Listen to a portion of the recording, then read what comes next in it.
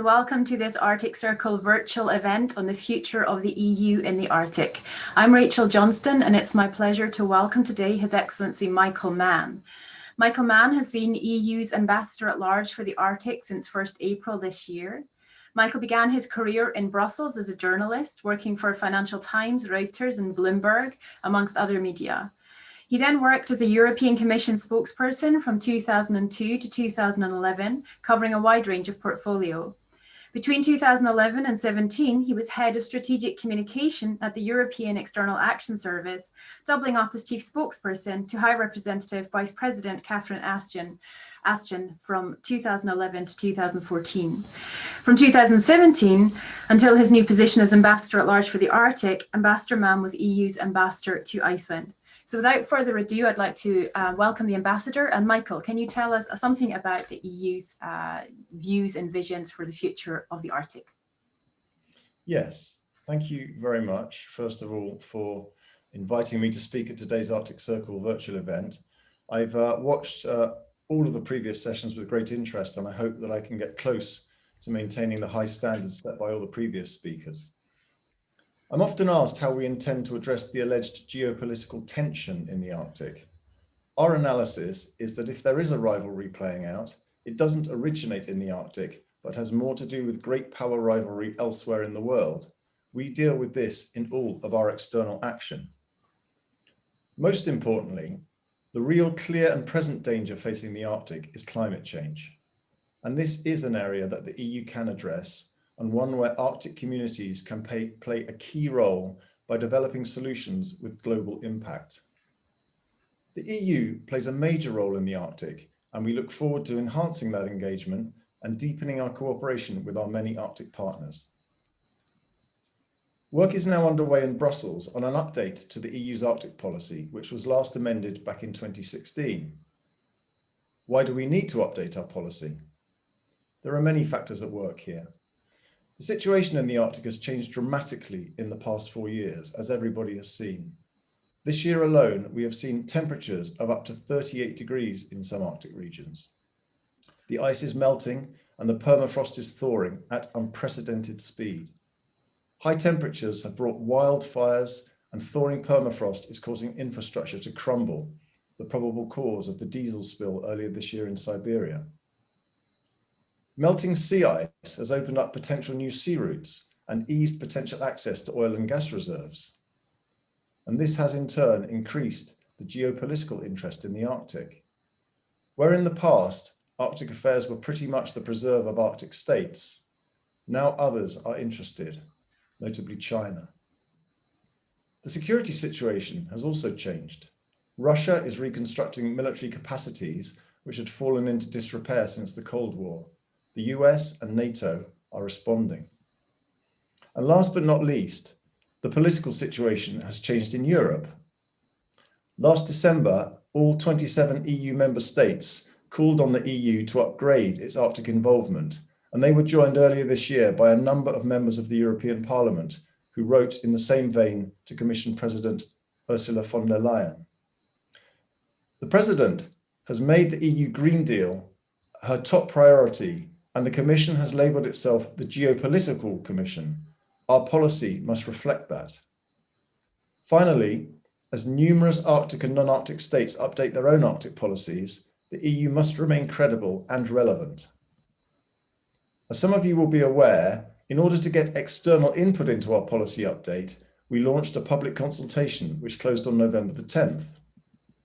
We were delighted to get 140 submissions from all over the world, from governments, think tanks, universities, NGOs, Indigenous groups, and private citizens. We are now close to finishing the task of analysing these invaluable contributions. While it's too early to draw definitive conclusions, it is fair to say that the majority of those who contributed believe that the three main priorities of our current Arctic policy remain just as valid today as they were in 2016. These priorities are environmental protection and the fight against climate change, sustainable development, and the need to maximise international cooperation in the Arctic. In all that the European Union does in the Arctic, our primary aim is that the Arctic regions should remain areas of low tension and peaceful cooperation, that our actions must be underpinned by cutting-edge science and research, and that we must take full account of the interests, the opinions, and the knowledge of Arctic residents, in particular the indigenous populations. However, this all being said, our existing policy framework does now need to be developed further and taken to the next level. Things in the Arctic have changed rapidly over the past 4 years, and there are a number of issues which are either not addressed at all in our current policy or are only touched upon.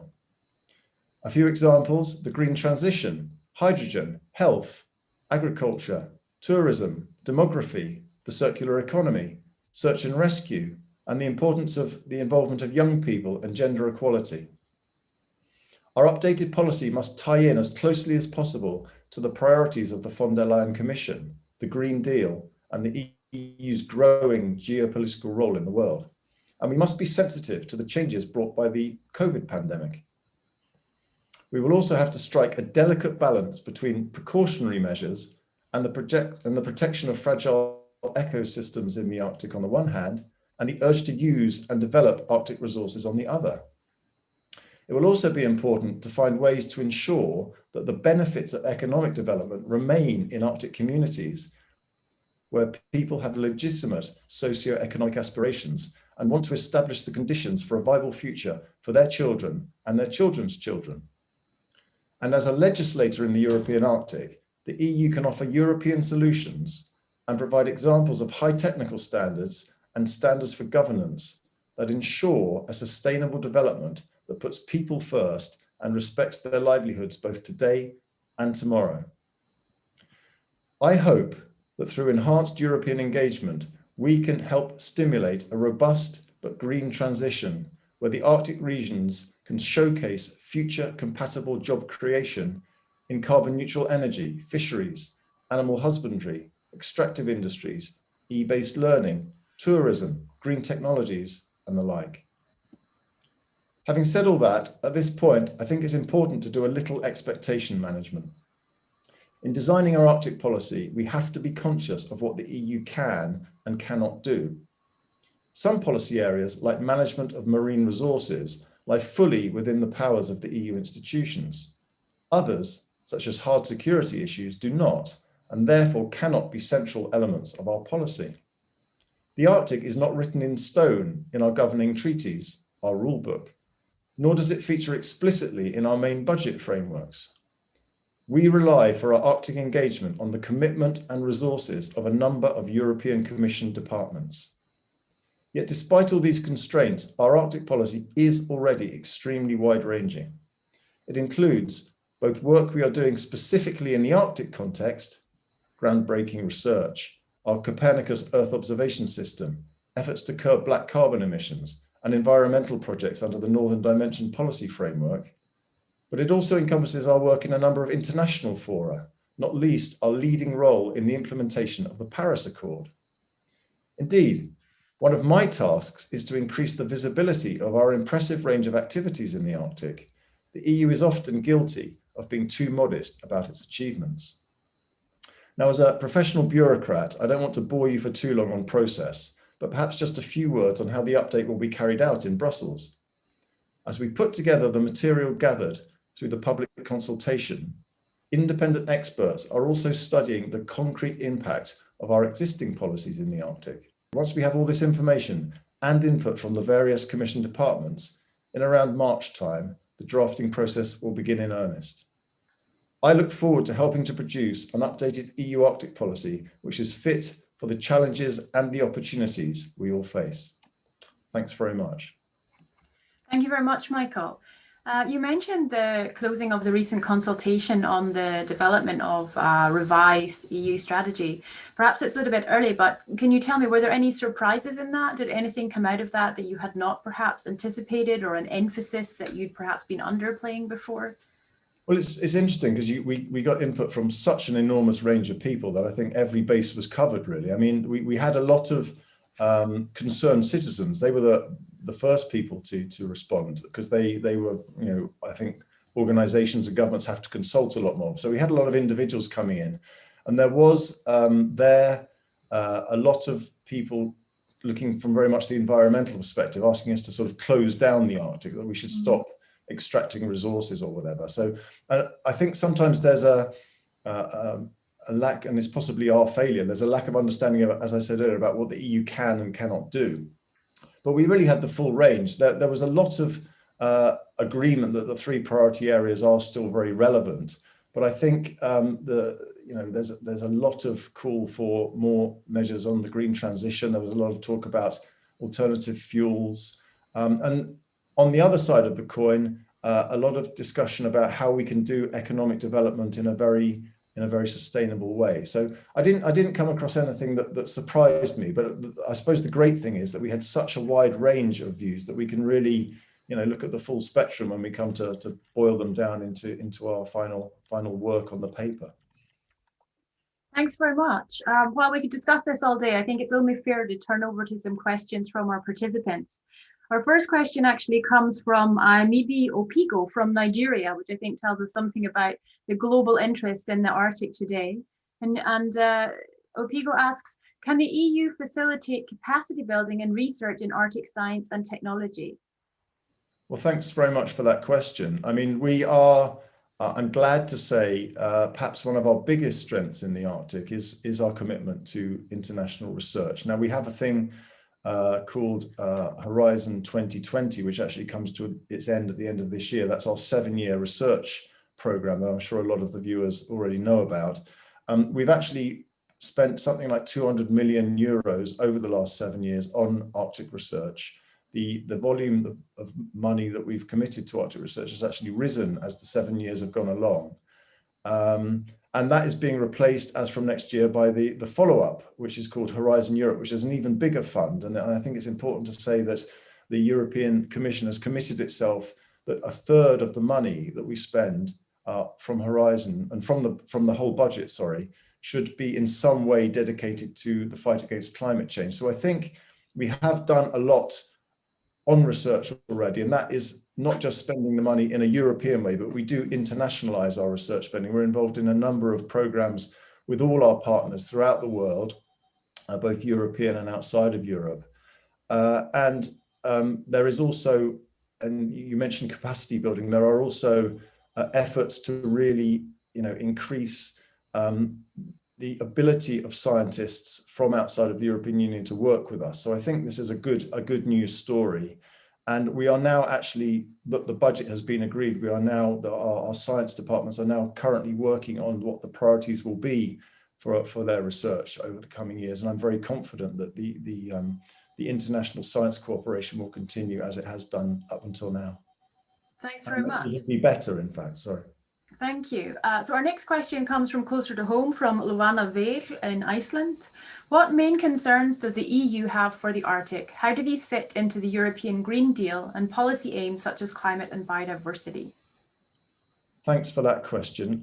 Clearly, although I do a lot of these events of sort of webinars and discussions with journalists, and one of the things that people are most interested in is the idea that there is geopolitical, geostrategic tension in the Arctic, and that the military buildup is somehow the biggest potential threat. For us, the biggest issue facing the Arctic and the biggest threat to the Arctic regions is the threat of climate change. And linked, of course, to that are potential security issues further down the road. I mean, whether they be environmental or social security or other types of security. So the battle against climate change really is the big issue facing the Arctic at the moment, as far as we're concerned. And it doesn't just face the Arctic. What happens in the Arctic is going to affect the whole world. So we are trying to sensitize people to the fact that this isn't just an issue for the Arctic and for the Arctic states, but it's an issue for everybody. And I think that fits perfectly with the main priority of the von der Leyen Commission, which is the EU Green Deal, and post-COVID, the green recovery from the effects of COVID. So I think it fits in perfectly. I mean, what better illustration is there of the need for the European Green Deal than what is happening in the Arctic? So we can use this to strengthen our case when we come up with our updated policy. It's a question of working internationally on global climate change, but also hopefully helping innovators and researchers and business people within the Arctic to find local Arctic solutions to mitigate the effects of climate change. And again, biodiversity loss is linked to the effects of climate change. And we have there is a very bad story to tell about the loss of biodiversity in Arctic regions. But I'm glad to say that the European Union has a rather strong set of biodiversity legislation and nature legislation, which doesn't just apply in the 3 European Union countries in the Arctic, the Kingdom of Denmark, Finland, and Sweden, but also in Iceland and Norway, thanks to their membership of the European Economic Area. Thank you. And it's good to see European Union, putting its money where its mouth is. It's not just talking about climate change, it is funding a lot of research in that area. Yeah. Our next question then comes from Mariana at Greenlandic House in Aalborg, Denmark. Mariana asks, does the EU see its role in the Arctic challenged by increased interest from non-Arctic states? I don't think we see a challenge. Obviously, as I said in my introductory remarks, over the last 4 years, the interest in the Arctic from outside the Arctic has changed enormously. If you look at the number of countries that are observers to the Arctic Council, that tells a story, a lot of Asian countries. But I don't think we see it as a challenge. I mean, we play a very important, perhaps not very well known role in the Arctic. We are not officially observers in the Arctic Council, but we are sort of de facto, I suppose, observers, and our scientists and our technicians and our experts play a very important role in some of the Arctic Council working groups and expert groups. Again, we are working with other countries in other fora as well. It's not just about the Arctic Council, it's about the Barents Arctic Council, it's about the Northern Dimension.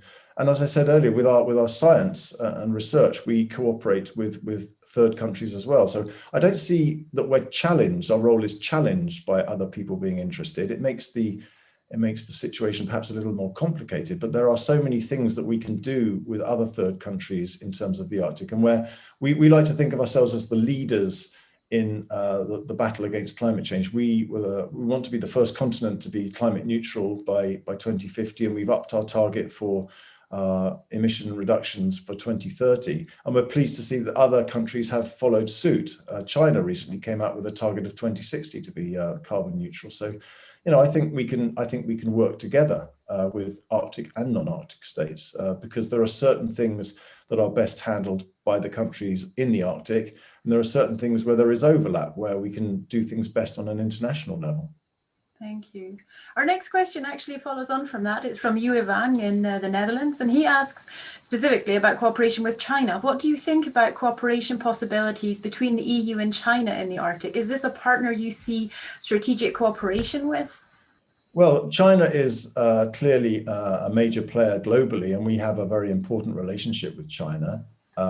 We have certain disagreements with China, clearly, but it is a partner that we talk to a lot. I think China's involvement in the Arctic, they've certainly, through their 2019 strategy, declaring themselves as a near Arctic state, they've expressed their interest. There's these discussions about the Polar Silk Road and about connectivity, and there's been some Chinese investments in the Arctic as well. So I don't think they're as far down the road in the Arctic as they are in other parts of the world, but certainly we're not going to sort of say no to any partner in the Arctic. If we can work together with another country to the benefit of Arctic regions and where we have things in common, and I mentioned already climate change, we seem to be on the same page as the Chinese on climate change, hopefully.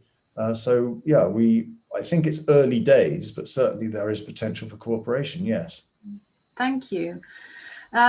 Following that, again, with regard to the EU's position in the Arctic, we have a question from Katerina Laberskaya, who's from Russia, and she asks, has the EU leadership identified any faux pas in its Arctic strategy, since all its attempts to obtain observer status in the Arctic Council have been blocked? Perhaps you can explain to our listeners about the European Union's kind of special status as not a fully recognized standing observer, but nonetheless still participating in the discussions. Yeah, thanks, Rachel.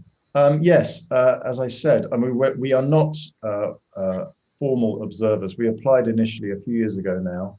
And initially, we weren't made observers because we had a dispute ongoing with Canada about the seal product ban. That was overcome. And now, since then, our potential observer status has been blocked as everybody knows, by Russia because of the sanctions that we put in place following the events in Crimea and eastern Ukraine. However, having said that, there is not, the fact that we are not formal observers does not stop us making a full contribution to the work of the Arctic Council. I've been involved in an observer status in the recent SAL meeting, and I was also involved in the marine mechanism meetings that were going on. So basically, de facto, we act like any other observer. We're not formal observers, but we issue reports to the Arctic Council like an observer would. And we have our experts and our scientists in many of the working groups and the expert groups. And so, you know, thanks to the good relationship we've had with all the chairs of the Arctic Council, we haven't been held up in our work in the Arctic. I don't think it's really fair to say there's been any faux pas. We've carried out our policies, and some people agree with them and some people don't, but we believe we're doing the right thing. And, you know, we don't just express our Arcticness, if that is a word, through membership or not of the Arctic Council. As I said earlier, we're involved in other fora, and we are physically in the Arctic. We are consumers of Arctic products. We are legislators whose legislation applies in some of the Arctic. So there's much more to, the Arctic Council is a fantastic forum where we are involved, but there's much more to it than that. Thank you. Another question, again, going back to the European Union's cooperation with other partners. We have a question from Einar Sorensen in Norway. And Einar asks, what changes can we foresee in American Arctic policy and involvement in the region? For example, defense, climate, and economic concerns. So how does the EU foresee working with a new administration in the United States on these pressing issues? Well, that's a very good question. And I don't want to be too much of a bureaucrat, but I think one has to be a little careful. It's the Biden administration hasn't taken office yet, and they're just nominating their people. So I can sort of speak in generalities, but I wouldn't like to look too much into my crystal ball. But having said that, we do have basic things in common with the US. We believe in a peaceful and cooperative Arctic. We have worked together with the US on a number of issues in research, for example. We have common interest in the well-being and views of the indigenous peoples in the Arctic as well.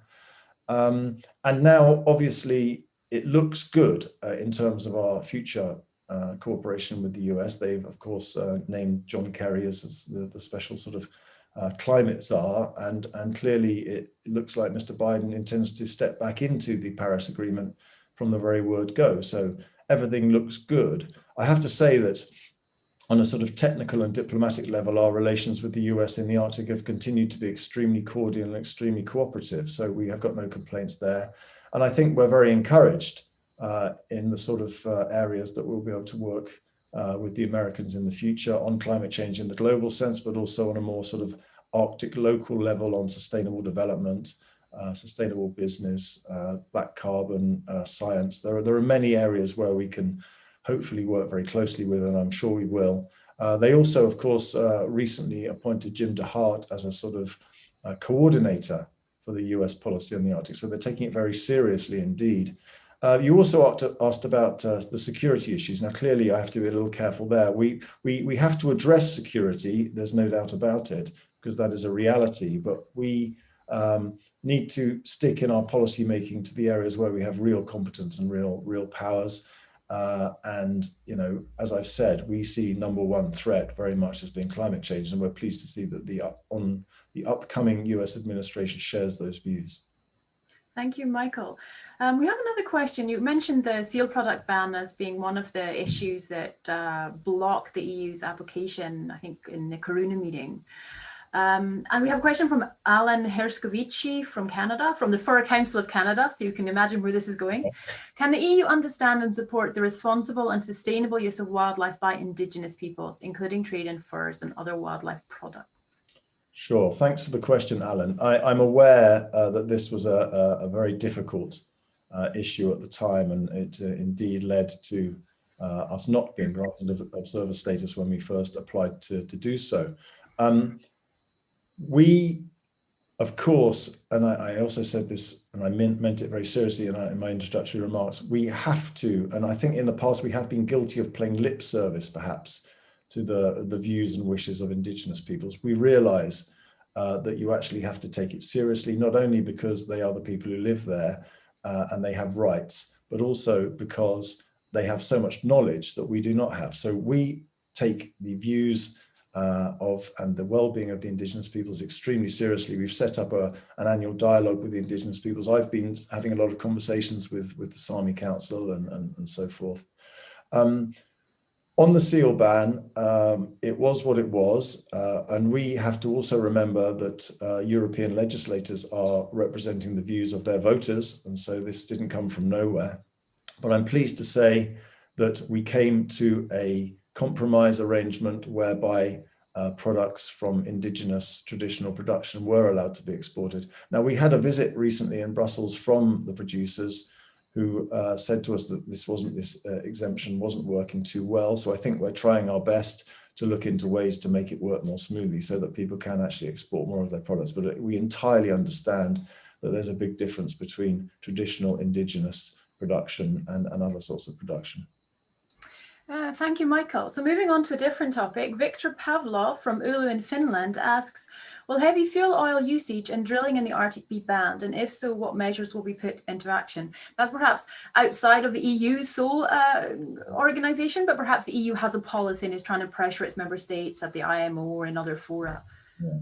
Well, clearly the discussions in the IMO have recently reached some sort of a conclusion. Now, there was a compromise was reached whereby heavy fuel oil will still be able to be used for a few years yet, but will be phased out.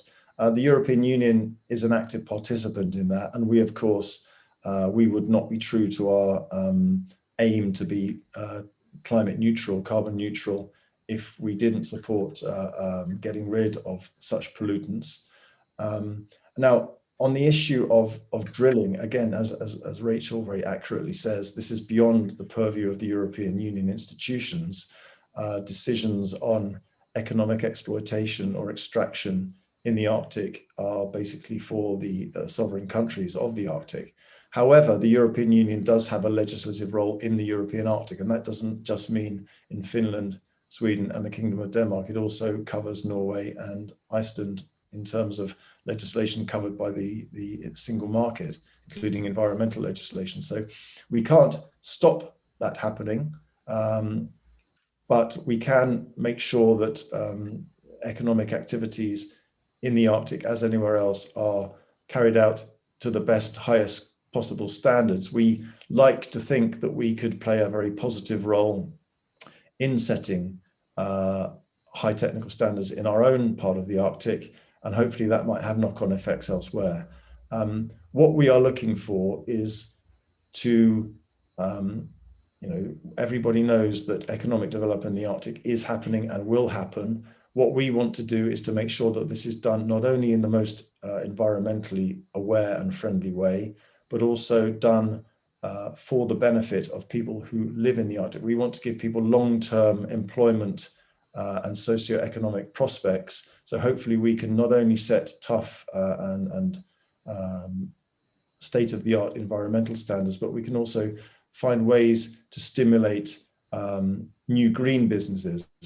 In my time as ambassador in Iceland, I was very impressed by the number of innovative small companies that sprung up in Iceland, partially helped by European funding through the Horizon program, producing a lot of technologies based around green energy and the green transition that we need to undertake. So there are hopefully many funding opportunities from the European Union to encourage a transition in the Arctic towards green technologies and green energy. And I like to think, we can inspire people to do that. And perhaps the Arctic can actually be a place where these technologies are developed and are then exported elsewhere. Perhaps the Arctic can lead the way in green and environmentally friendly and future orientated business opportunities.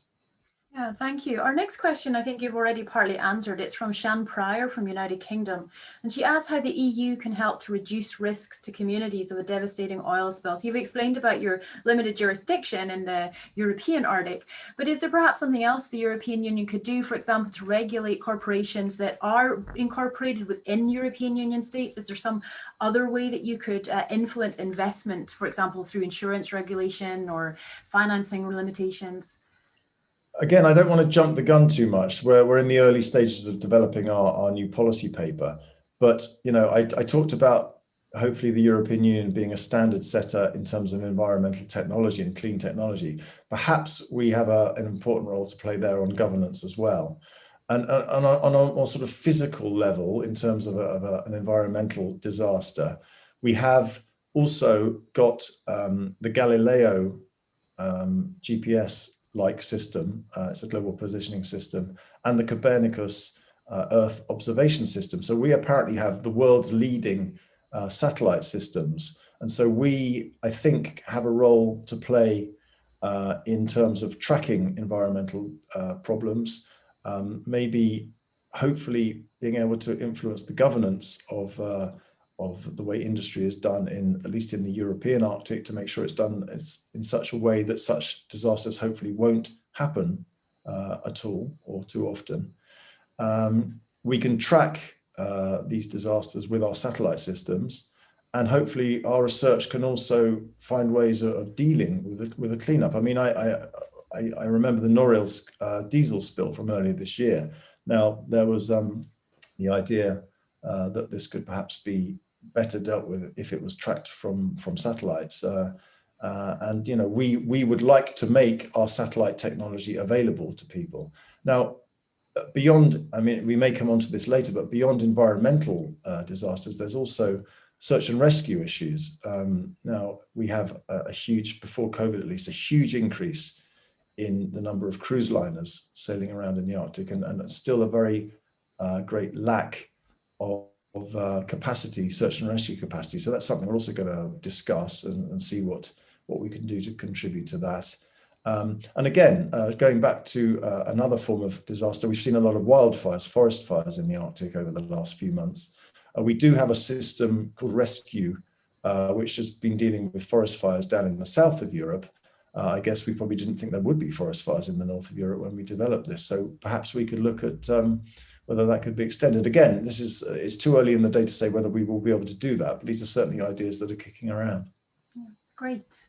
Okay, moving on to another topic. Robin Ashby from the United Kingdom asks you, is it conceivable that the EU will procure communautaire ice-capable maritime assets? That's a tricky one. I don't think you're talking about icebreakers, basically. I don't think that's on the agenda. I don't think that would really lie as things stand within our competences. I think I'm right in saying that. However, I mean, where the European Union can play a role, I mentioned before search and rescue. We may not have capacity ourselves, but where the EU can potentially play a role, and does in many parts of Europe and many parts of the world, is in coordinating the assets of our member countries. So maybe that is a way in which we might be able to contribute there. But in terms of European Union icebreakers, I don't see that. Yep, great. Okay. I'm going to jump to a question from Stephen Zornitzer. Stephen's asking, if it were possible to restore the Arctic sea ice, if we had that science, then how could we govern that? What sort of international governance structure, and what role might the European Union have in moving to use that kind of science and technology? Well, that's a really interesting one, and one I haven't thought about, to be honest. But maybe I can partially answer that by talking about a real example that's happening now. I mean, obviously we all hope, and I have read some fascinating accounts of projects to try and restore the sea ice. So hopefully that's something that is on the cards. But to look at a real example, you're aware that a couple of years ago, the agreement on a moratorium on fisheries in the Central Arctic Ocean was agreed. And now that moratorium is in place, we are looking at how at a governance structure for that, really, for a scientific governance structure. So there are discussions being held as to how the scientific community can work together internationally to come up with a plan for the future once the moratorium ends, should it end. So again, there are many questions about governance structures in the Arctic. The general impression I get from talking to people is that people are happy with the governance structures that we have now. We have the Arctic Council. I talked about the sort of regional cooperation that we have in the Barents Euro-Arctic Council and the Northern Dimension. And then there are more ad hoc forms of cooperation between researchers and scientists. Maybe that's something that could be handled in an ad hoc way. Maybe it's something that could be taken on board by one of the existing structures. Another issue that we're always asked about is, should there be a body for discussing Arctic security issues? And we say to ourselves, not really something for us to pronounce on, but the general view seems to be that's probably not a necessity at the moment. And there are informal ways that these things can be discussed. For example, the Munich Security Conference holds an Arctic roundtable every year. So that there are ways that governance, whether it be formal governance structures or informal governance structures, that can be put together in a way that brings the desired effect in the end. But again, it's something that we'd have to discuss when and if such a thing came along. Yeah, and of course, bearing in mind the EU's treaty competences and not stepping beyond those. Yeah. We have another question from Anna Ranali Konturi from Oulu, another question from Oulu here. How can the EU Arctic policy recognize the important role of Arctic cities and communities as engaged partners closest to citizens in multi-level collaboration? Okay, that's a great question. I mean, the impression people have, I think, about the European Union is this great monolithic, impersonal thing.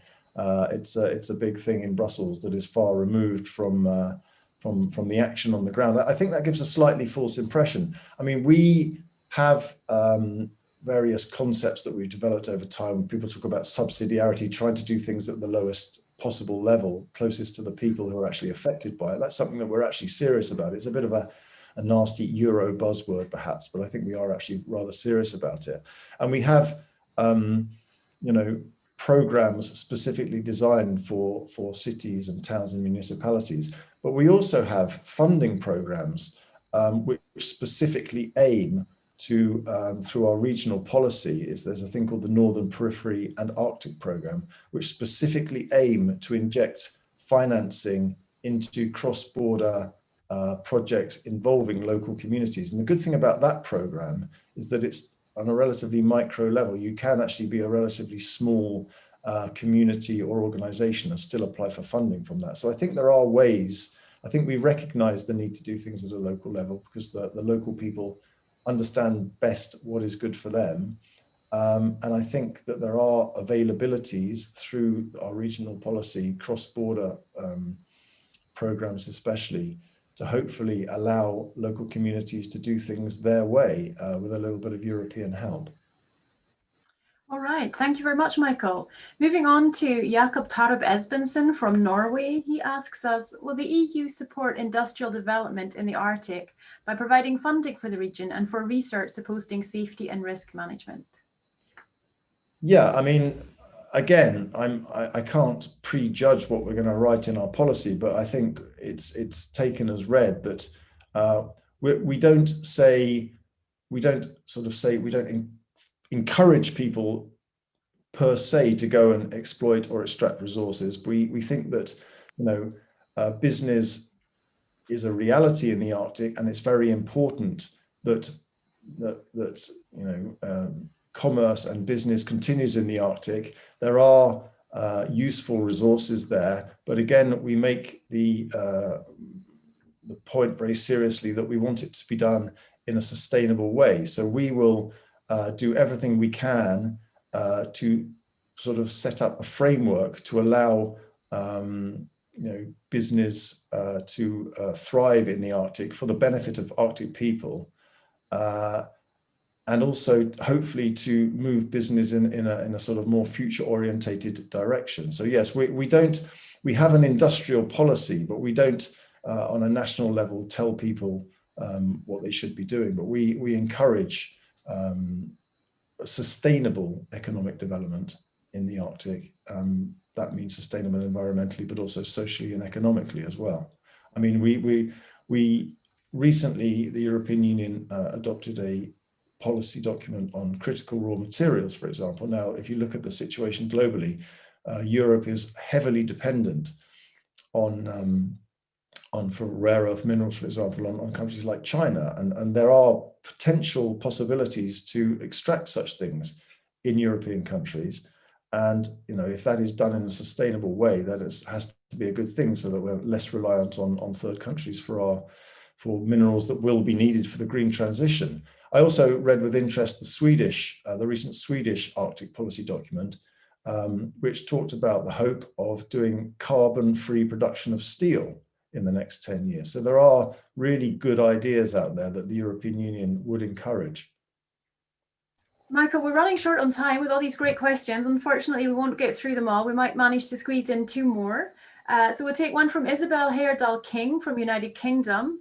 And she asks, what stance does the EU take on exploitation of natural resources in the Arctic and environmental degradation? Are there plans for creating a global natural protection zone? I think this goes back perhaps to some of the questions you had in the consultation exercise.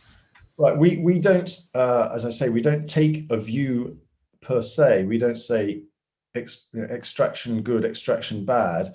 We recognize that this is something that is a reality, but as I've said before, we insist on the highest possible environmental standards, and that there is a certain amount of circularity in the production of raw materials in the Arctic regions, that it's environmentally sustainable, but also is good for the people who are actually there, rather than people coming in, mining it and extracting all the wealth and taking it outside of the Arctic again. So, we are in favor of setting the highest possible standards, whether it be technical standards or whether it be, legislative standards in terms of the way business is governed.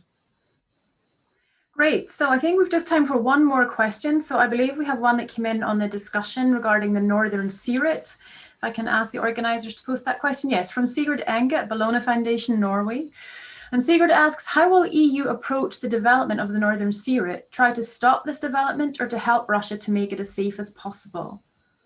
Again, that's something that's possibly slightly outside of the EU's legal competences. I mean, the Northern Sea Route has been much talked about. Clearly, the ice is melting, and clearly there is more ability to connect through that sea route. I think it's important to note that, in fact, the increase in volume of sea traffic through the Northern Sea Route hasn't exploded in the same way that people thought that it might, because I know a lot of European operators, they like the way they operate at the moment, where they are guaranteed, timing is guaranteed. They arrive at their port of arrival on a particular date, which may not be possible if they go through the northern ice. And secondly, there are ports on the way where they can do cabotage on their way to their destination. There are not so many ports through the Northern Sea Route. Clearly, having said all that, it's in everybody's interest that the Northern Sea Route and shipping globally in the Arctic is done in the safest way possible. So any way we can contribute to that, of course, is very important. But of course, we also are very great believers in multilateralism and the rule of law. And so everything should be done according to the UN Convention on the Law of the Sea as well. So I think that sort of wraps up. We don't expect the explosion in traffic to be what some people expect. And at the same time, this has to be regulated according to international law. And we're very big believers in that. Thank you very much. I'm afraid we've run out of time. We've managed to get through, I think, 15 questions. So you've really been great at keeping on point and getting back to our many panelists, our many participants. So I'd just like to end by thanking you, Your Excellency, for taking part in the very candid discussion, for all the people who joined us and asked questions, and I apologize to those for whom we didn't manage to get to, and of course the organisers at Arctic Circle Virtual. For those of you watching who'd like to know more about Arctic Circle, you can watch these presentations and other discussions online through arctic.circle.org, and you can also find out about the full schedule of events for 2021, COVID willing. So thank you all for watching and taking part in this discussion, and I look forward to hearing more from you in due course. Thank you, Arctic Circle. Thank you, Your Excellency. Thanks very much. It was great. Enjoyed it.